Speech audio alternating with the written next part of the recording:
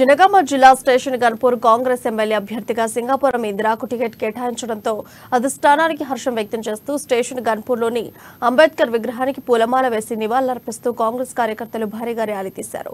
BRS అభ్యర్థిని ప్రకటించగానే 3 ముక్కలైందన్నారు Singapore Indira.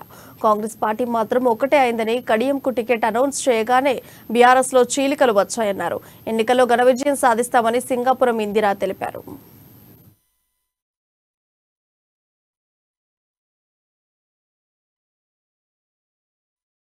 మొదటిసారిగా మరి కాంగ్రెస్ టికెట్ వచ్చిన తర్వాత మొదటిసారిగా కాన్స్టిట్యున్సీ కి రావడం జరుగుతుంది. మరి లాస్ట్ అంటే నెక్స్ట్ 2018 ఎలక్షన్లకి 2023 ఎలక్షన్లకి మాకు ఆ స్పందన కనబడుతున్నది. ప్రజలలో టిఆర్ఎస్ పార్టీ మీద వ్యతిరేకత, అంతే మళ్ళీ కూడా కాంగ్రెస్ పార్టీ మీద ఉన్న అభిమానము వెల్లువెత్తుతుంది. మీరు చూస్తూనే ఉన్నారు. ఈ రోజు గన్పూరే కాదు, రాష్ట్రం మొత్తం కూడా బీఆర్ఎస్ ను బొందబెట్టాలని చూస్తున్నారు. ఎప్పుడెప్పుడు ఎలక్షన్స్ వస్తాయా, ఈ పార్టీని ఎప్పుడు తరిమి కొడదామని ప్రజలు సంసిద్ధంగా ఉన్నారు. మరి ఇంకా అనుకున్న దానికంటే ముందుగానే వచ్చింది కాబట్టి చాలా సంతోషంగా ఉన్నారు.